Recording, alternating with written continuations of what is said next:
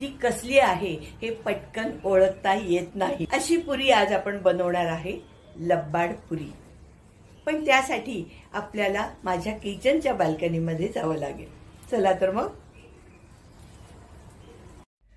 सध्या माझ्या बाल्कनीमध्ये पुदिना खूप सुंदर आलेला आहे आणि मग मी विचार केला की ह्या पुदिन्याचं काय करता येईल बरं, आणि मग एक कल्पना सुचली आणि मग तयार झाली लब्बाड पुरी, पुदिना पुरी।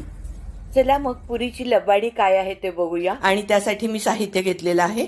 हा 1 कप पुदिना आहे आणि जवळजवळ तेवढीच कोथिंबीर आहे, तर हिरवी मिरची आहे, इथे जिरे पूड आहे, चाट मसाला आहे, काळं मीठ घेतलेलं आहे, लिंबाचा रस, आलं आणि लसूण। लसूणच्या मोठ्या आहेत पाकळ्या 4-5 घेतल्या। आणि शिवाय आपल्याला हे कणिक घेतलेली आहे, म्हणजे गव्हाचं पीठ 2 कप घेतलेलं आहे आणि आपल्याला तेल लागणार आहे।